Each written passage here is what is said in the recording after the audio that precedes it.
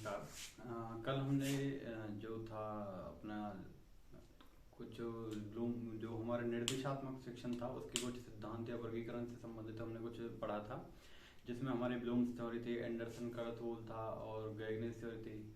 Blooms theory में हमारा ज्ञानात्मक, भावात्मक, मनोसंचालित इस तरह से कुछ चीज़ें थी, जबकि जो हमारा एंडरसन और करथोल था उन्होंने क्या किया था, उन्हीं तथ्यों को जो ब्लूम्स थ्योरी के थे उनको थोड़ा सा मॉडिफाई करके, उनको परिवर्तित करके थोड़ा सा उन्होंने ये वैचारिक सैद्धांतिक ज्ञान का ज्ञान या क्रियात्मक कुछ 4 गुणों में बदल दिया था, ये परिभाषित किया था। आगे अगर गैगनेस थ्योरी में देखें तो उन्होंने मनोदृष्टि, बौद्धिक कौशल, चर व्यवस्थीकरण, इस तरह से कुछ 5 पॉइंट्स दिए थे।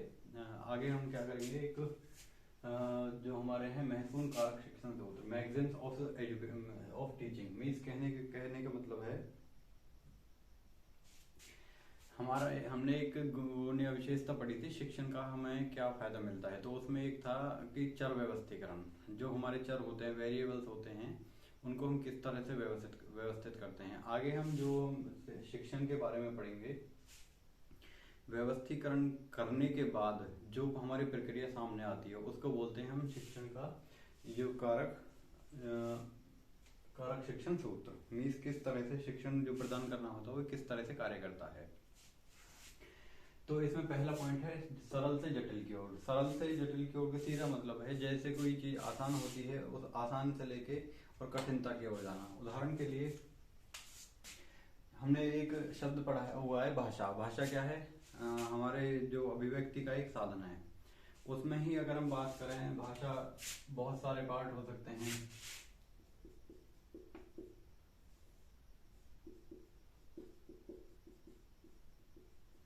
हिंदी हो सकती है, अंग्रेजी हो सकती है, तमिल हो सकती है, कितनी हो सकती है? लगभग 3000 भाषाएं हैं पूरे विश्व में।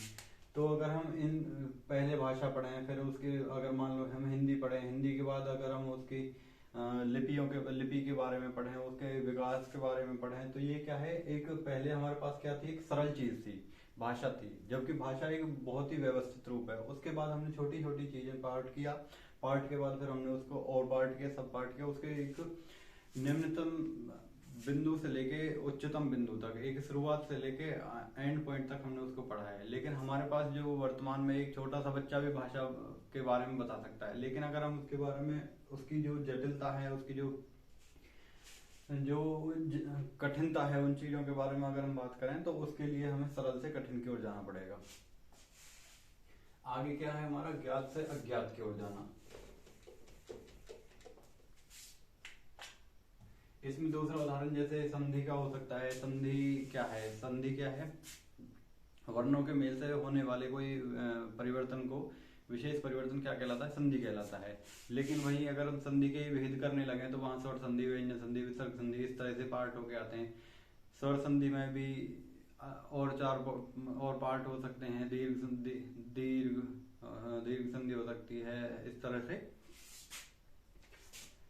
और अगर हम तीसरा उदाहरण लें, जैसे हमारा शरीर है, मानव शरीर है। मानव शरीर में क्या है, हमारे सामने कोई भी, एक छोटा सा बच्चा हो या कोई बुजुर्ग हो, सभी को एक इंसान दिखाई देता है। लेकिन अगर हम उसके ढांचे की बात करें, उसके हाथ पैरों के फंक्शंस की बात करें, उसके मस्तिष्क की किस तरह से काम करता है, किस तरह से चीज़ों को रिस्पॉन्ड करता है, किस तरह से चीज़ों को समझता है, सीखता है, उसमें फिजियोलॉजिकल, साइकोलॉजिकल, मतलब एक शारीरिक और मानसिक या हमारी जो चीजें हैं, गुण हैं, जो उनके बारे में जाना जा सकता है। तो कह सकते हैं हम सरलता से जटिल की ओर। मीन्स एक हमारे सामने एक सरल चीज है, सामने आ रही है, लेकिन वास्तव में वो जटिल है, उसके बारे में एक डीप ज्ञान, नॉलेज लेना ही क्या है, सरलता से जटिल की ओर जाना है। आगे हमारा ज्ञात से अज्ञात की ओर। सेम वही उदाहरण है, ज्ञात से अज्ञात और सरल से जटिल लगभग एक ही जैसी चीजें हैं, लेकिन कहीं ना कहीं फिजिकल, जैसे हमारा था, हमने जो इसमें पढ़ा था ब्लूम्स थ्योरी में क्या था हमारा, भावात्मक, ज्ञानात्मक और मनोसंचालित। इनमें भी इसी तरह से छोटे छोटे कुछ पॉइंट्स का डिफरेंस है, जैसे जिनके आधार पर हम कह सकते हैं कि ये उदाहरण के, ये स्थिति के हिसाब से, वातावरण के हिसाब से इनकी जरूरत पड़ती है। इसके उदाहरण में हम जैसे धर्म को देखते हैं, धर्म क्या है? एक उदाहरण के लें तो कर्म, ज्ञान और भक्ति, इन तीनों का क्या है? एक समन्वित रूप है।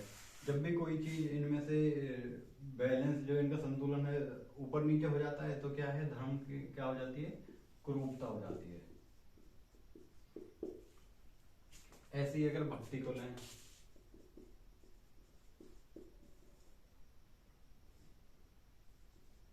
तो इसमें हमारा कर्म, प्रेम और श्रद्धा, ये तीनों चीजें हमारे पास आती हैं। कर्म कर्म होता है, प्रेम भाव होता है और श्रद्धा होती है, किसी के प्रति आस्था होती है। आगे जैसे हम बात करें संतुलित भोजन की, संतुलित भोजन के बारे में, इन कर्म के बारे में हमें पता है, ज्ञान के बारे में भी हमें पता है, भक्ति के बारे में भी हमें पता है। भक्ति की अगर कर्म के बारे में पता है, प्रेम के बारे में पता है, श्रद्धा के बारे में पता है, लेकिन वहीं से इन तीन चीजों को मिला के क्या मिली? हमें भक्ति मिली। ऐसे ही इन तीन चीजों को मिला के हमें क्या मिला? धर्म मिला। तो धर्म के बारे में हम परिभाषित कर देते हैं, भक्ति के बारे में हम परिभाषित कर देते हैं, लेकिन उनके चीजों के जो पार्ट हैं उनके बारे में भी हम परिभाषित कर देते हैं। फर्क क्या रह गया? फर्क ये रह गया कि धर्म के तथ्यों को जानना, धर्म किन घटकों पर आधारित है, जो घटक हैं हम उनसे भी ज्ञात हैं, हम उनसे भी विज्ञ हैं, उनको भी हम जानते हैं, लेकिन धर्म के जो घटक हैं, धर्म से संबंधित जो चीजें हैं, उनके बारे में एक स्पेसिफाइड करके, व्यवस्थित करके जानना क्या है? हमारा ज्ञात से अज्ञात की तरफ जाना है, मीन्स उससे संबंधित चीजों को जानना। जैसे संतुलित भोजन है, संतुलित भोजन मीन्स क्या होना चाहिए? ताजा पका हुआ होना चाहिए, उसमें कुछ कीटाणु या ना हो, खुले में ना रखा हो, फल कटे हुए ना रखे हों, ताजा टूटे हुए हों, खाना ताजा हो, बुसा हुआ ना हो। इस तरह से हम क्या कह सकते हैं? संतुलित भोजन। उसमें जो खनिज पदार्थ हैं, जो आवश्यक हैं शरीर के लिए, वो चीजें पर्याप्त मात्रा में होनी चाहिए। तो कह सकते हैं पर्याप्त मात्रा के बारे में हमें पता है, ताजे के बारे में हमें पता है, ताजा है, बुसा है, उन चीजों के बारे में हमें ज्ञान है। लेकिन संतुलित भोजन के लिए ये कसौटियां हैं कि उसके लिए ताजा ही होना चाहिए, उसके लिए खुले में ना रखा हो, मक्खी मच्छर ना पड़े हों। इस तरह से जो उसकी कसौटियां हैं, उन कसौटियों को भी वो चीजें पूरी करनी चाहिए, फुलफिल करनी चाहिए।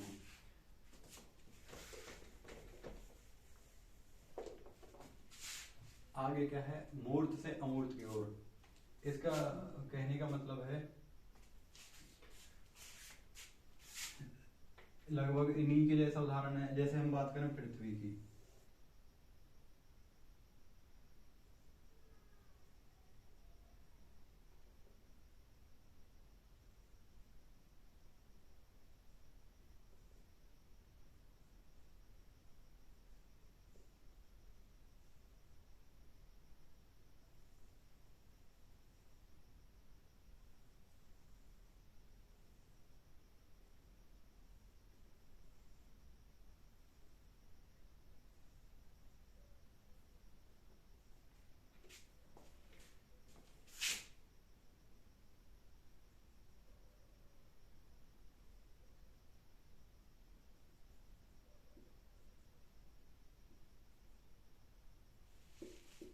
इस तरह से हम बात करें, मान लो कोई हमारे पास क्या है? एक पृथ्वी है। पृथ्वी के बारे में हमें पता है कि हाँ, हमारा जीवन इस पे है, हम इस पे रहते हैं, हमारा घर यहीं पे रहता है, हम चारों तरफ हवा है।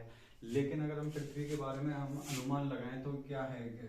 एक अनजान अगर क्षेत्र में देखें, तब तक हमें नहीं पता था कि ये कितना इसका क्षेत्रफल है, कितना इसका एक गोले के इसमें, कितना इसका आयतन कह सकते हैं, कितना इसकी त्रिज्या हो सकती है, कितना इसका व्यास हो सकता है। इस तरह से क्या है, जब जैसे ही हम स्पेस में जाते हैं, स्पेस में से यहाँ से हमने एक इस तरह से हमने इसको कैलकुलेट किया, और उस तरह से हमने इसको ये एंगल मेजर किया, एंगल मेजर करके ये जो यहाँ से यहाँ तक की डिस्टेंस मेजर करी, फिर हमने इसको क्या किया? इसकी त्रिज्या जो है हमारी, उसको कैलकुलेट किया।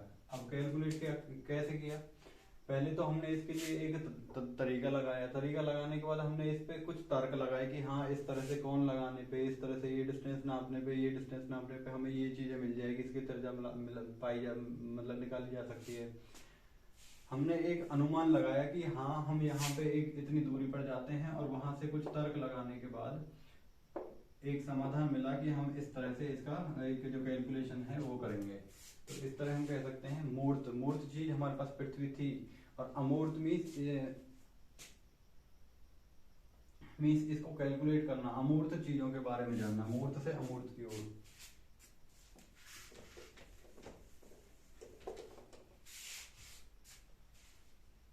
आगे है अनिश्चित से निश्चित की ओर। अनिश्चित क्या है? अगर हम पृथ्वी के ही बारे में बात करें या सौर मंडल के बारे में बात करें, तो हमारे पास क्या चीजें निकल के आती है? एक ब्रह्मांड है, ब्रह्मांड में बहुत सारा है, बहुत सारा है, बहुत सारा है, इसमें बहुत सारे तारे हैं, बहुत सारी आकाश गंगाएं हैं, उसमें भी बहुत सारे सौर मंडल हो सकते हैं। लेकिन हम अगर हम पृथ्वी की बात करें तो पृथ्वी यहाँ है, और इसका एक चंद्रमा है, उपग्रह है। ये चंद्रमा हो गया, ये शुक्र हो गया, ये बुध हो गया, ये सन हो गया।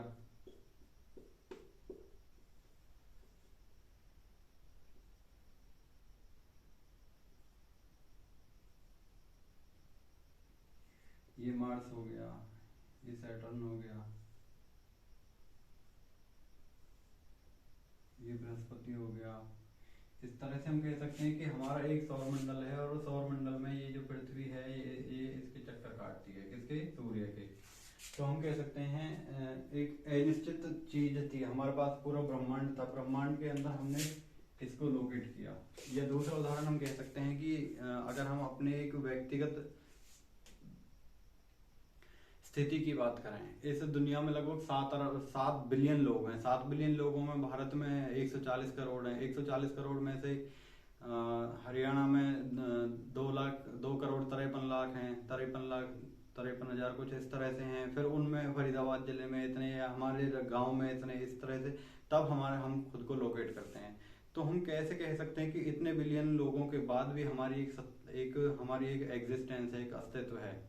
तो वही चीज है, हमारे पास एक बहुत विस्तृत चीज होती है, विस्तृत चीज से एक संक्षिप्त की ओर आना क्या है? एक निश्चित तथ्यों के बारे में जानकारी लेना क्या है? अनिश्चित से निश्चितता की ओर आना है। उसमें भी अगर हम फिंगरप्रिंट की बात करें, फिंगरप्रिंट में हम कह सकते हैं कि जितने भी व्यक्ति हैं किसी का फिंगरप्रिंट मैच नहीं होता, जबकि लगभग एक स्क्वायर इंच का भी एरिया नहीं है। तो क्या है? अनिश्चितता थी, अनिश्चितता में से कुछ संक्षिप्त में, फिर उसके भी संक्षिप्त में, फिर उसके भी संक्षिप्त में, फिर उसके भी संक्षिप्त में हम डिवाइड कर करके हम एक पॉइंट पर आते हैं, तो वहां पे आगे रुक जाते हैं। आगे है विशेष से सामान्य की ओर, या फिर इसके विपरीत भी हम कह सकते हैं।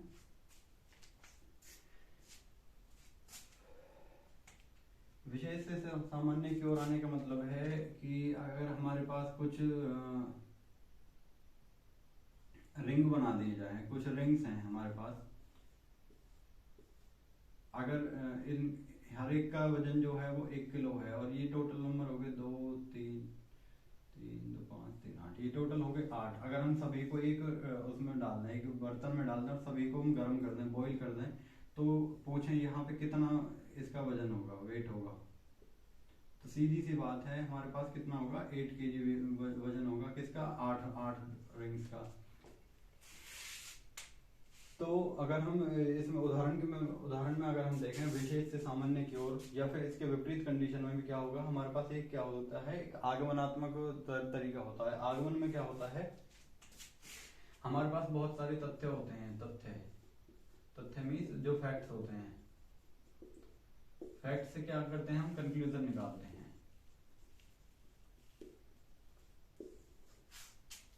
उदाहरण के तौर पर जैसे हम समास की बात करें, समास में एक समास होता है हमारे पास द्विगु समास। तो यहाँ पे हम बच्चे को देंगे चौराहा, मतलब 4 रास्तों का समूह, रास्ते जहां मिलते हैं। एक बोल दिया हमने दशानन, 10 मुंह वाला।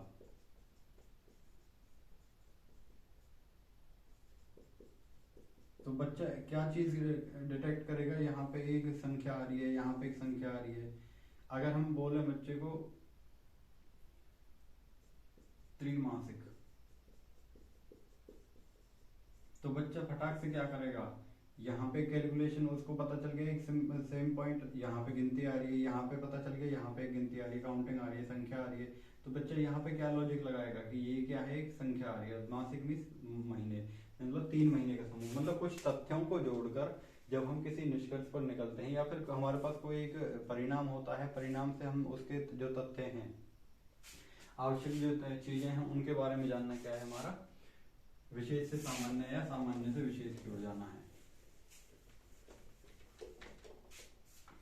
आगे है मनोवैज्ञानिक से तार्किकता की ओर, मनोवैज्ञानिकता से तार्किक की ओर।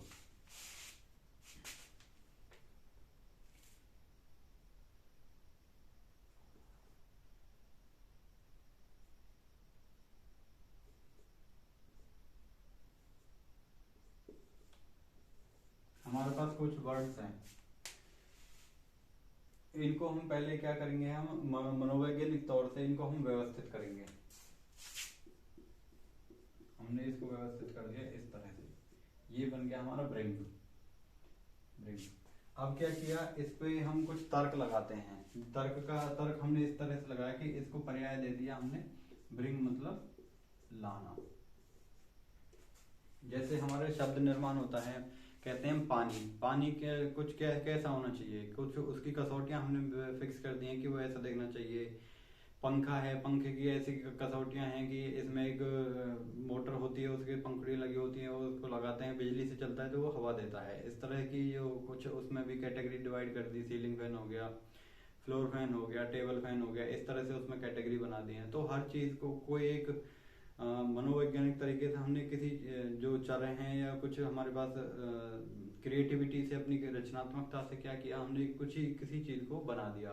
बनाने के बाद उसके जो फंक्शंस हैं, फंक्शंस को एक तर्क दिया कि हाँ ये इस तरह से कार्य करेगा, इसके लिए ये चीजें आवश्यक हैं, ये चीजें अनावश्यक हैं। उसको इन चीजों से, जैसे बिजली की चीजों को पानी से बचाना चाहिए, इस तरह के उसमें क्या है, कुछ कंडीशन बन दी है।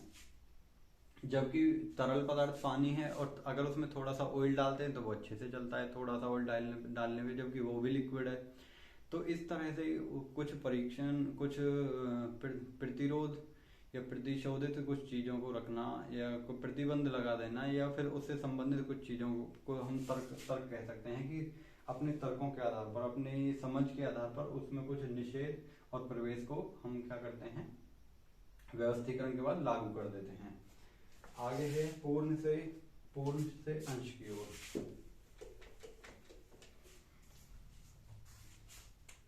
हम कोई स्टोरी पढ़ रहे हैं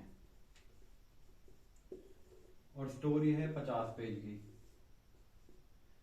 50 पेज की स्टोरी, और यहाँ पे 50 यहाँ पे लगभग मान लो 200 बच्चे बैठे हैं, तो कितनी उम्मीद रहती है कि वो 200 बच्चे में से वो लगभग कहानी को पढ़ेंगे। लगभग 10 से 15 बच्चे हम उम्मीद कर सकते हैं कि 10 से 15 बच्चे, 200 में से 10 से 15 बच्चे उस कहानी को हमारे कहने पर पढ़ेंगे। वहीं अगर हम इस कहानी का थोड़ा सा सार ये संक्षिप्त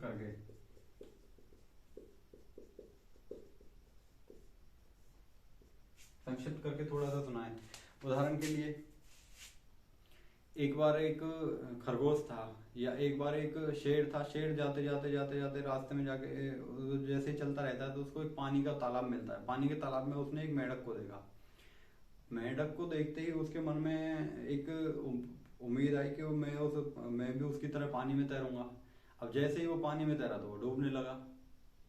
अब इतना कह के क्या हुआ, अध्यापक जो है वो चुप हो गया। चुप हो, बच्चे के मन में क्या आ रहा है, जैसे ही वो देख रहा है कि शेर हो जा रहा है, उसके मन में एक क्यूरियोसिटी, एक भावना जागेगी, एक उसको प्रेरित करेगी चीज कि आगे क्या हुआ। तो वो चीज है जो संक्षिप्त सार में कुछ किसी स्टोरी का मान लो संक्षिप्त रूप में दर्शा देना टीचर के द्वारा, जिससे उसमें जो शिक्षार्थी है उसमें उस चीज को जानने की और उत्प्रेरित होने की जो क्या है भावना जागृत हो जाए। तो वो कह सकते हैं जो है हमारा पूर्ण से अंश की ओर, मीन उसके अंशों के बारे, उसके टुकड़ों के बारे में जानना। प्रकृति का अगला पॉइंट है हमारा प्रकृति का अनुसरण करना। प्रकृति के अनुसरण से मतलब है सूर्य, पृथ्वी, तारे, जल, भूमि,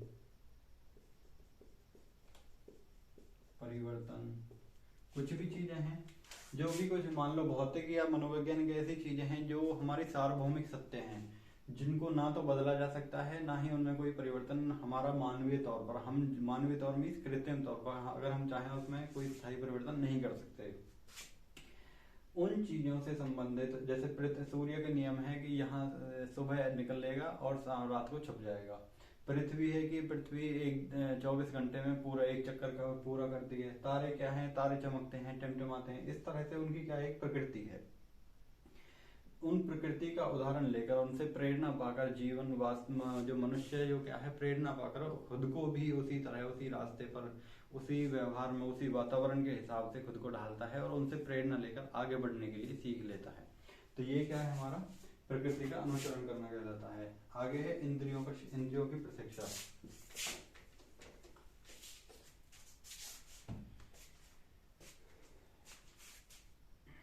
एक कह सकते हैं कि साइकोलॉजिस्ट थे मॉन्टेसरी। इन्होंने क्या किया था, एक खेल शिक्षा, खेल में शिक्षा,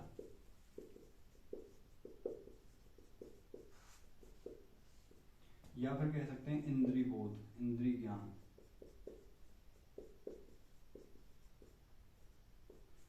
खेल में शिक्षा से मतलब है जैसे प्राइमरी स्कूल में, नर्सरी स्कूल में क्या करते हैं, बच्चों को झूला दे दिया, या बच्चों को अगर गिनती सिखानी है तो पहले उनको जैसे सीढ़ियों पे जंप करवाएंगे। पहली सीढ़ी पे एक सीढ़ी चढ़ा एक जैसे हम देख सकते हैं तारे जमीन पर मूवी में देख सकते हैं। उसमें उदाहरण जैसे वो बच्चे को सिखाता है तो वो क्या है पहले उसको खेल में सिखाता है। या आपने मूवी देखी होगी चांदनी चौक टू चाइना, जब वो लास्ट में उसको मारता है चाइनीज व्यक्ति को तो उसको क्या आती है, वो चांदनी चौक के वो जो कुछ स्टेप्स हैं वो याद आते हैं। तो वो क्या है, उसने उसकी जो नॉर्मल लाइफ की वो चीजें थी, उसने अपने जो इंद्रियां थी, जो मतलब कह सकते हैं आंख नाक कान जीभ त्वचा, इस तरह से जो अपने काम कर करके जो एक प्रैक्टिस करके जो चीजें सीखी थी वही उसने अपने जीवन में लागू कर दी। तो उनको कह सकते हैं हम मॉन्टेसरी पैटर्न, या फिर हम कह सकते हैं इंद्रियों की प्रशिक्षा या खेल में शिक्षा।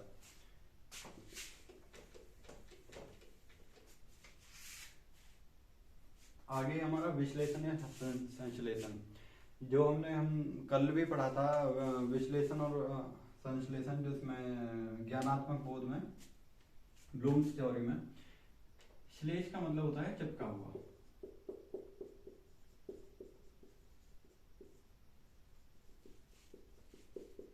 जैसे श्लेष अलंकार भी होता है। अलंकार के अगर संदर्भ में देखें तो हमारे पास क्या होता है, शब्द से अर्थ जो होता है चिपका होता है। शब्द से अर्थ क्या होता है, चिपका होता है। और अर्थ इस तरह से चिपका होता है कि हम उसको अलग नहीं कर सकते। और कभी कभी उसकी ऐसी कंडीशन आ जाती है कि वो अब लक्षणात्मक या व्यंजनात्मक अर्थ में हमें प्रयोग करना पड़ जाता है। कि कई बार ऐसा आभास होता है कि उसका ये अर्थ है, दूसरी ही समय हमें ऐसा आभास होता है कि इसका अर्थ ये है। इसी तरह श्रेष्ठ का अर्थ ये जो क्या है हमारे पास चिपका हुआ। जब हम इसमें सम उपसर्ग तो ये बन जाता है, जोड़ देते हैं तो ये क्या बन जाता है हमारा संश्लेषण, संश्लेष। और जो प्रक्रिया है, प्रक्रिया में हम नए प्रत्यय जोड़ देते हैं, संश्लेषण बन जाता है। ऐसे ही विश्लेषण में वी उपसर्ग, श्लेष और नए प्रत्यय, ये क्या हो गया हमारा, ये प्रक्रिया बनाने के लिए हम क्या कर देते हैं, ये हो गया हमारा विश्लेषण।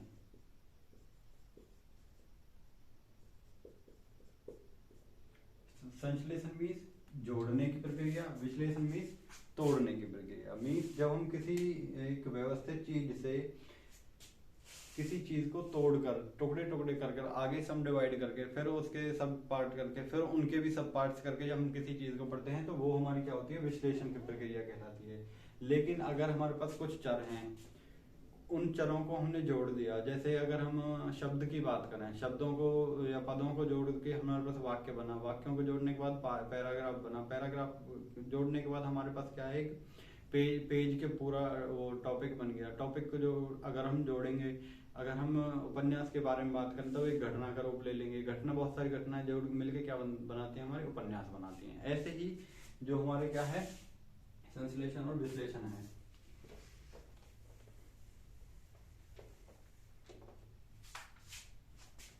आगे है स्थूल से सूक्ष्म। स्थूल सूक्ष्म का मतलब है वही जैसे अभी हमने यहाँ पढ़ा था, सरल से जटिल की ओर या ज्ञात से अज्ञात की ओर, इस तरह से ही संबंधित कह सकते हैं।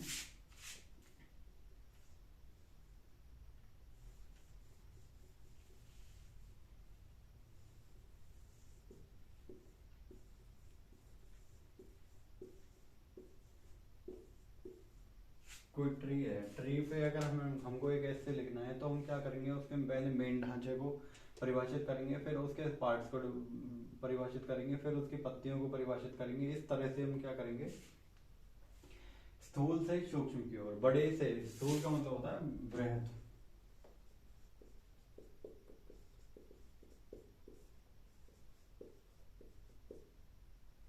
बृहद या बड़ा। स्थूल का मतलब होता है बड़ा, सूक्ष्म का मतलब होता है छोटा।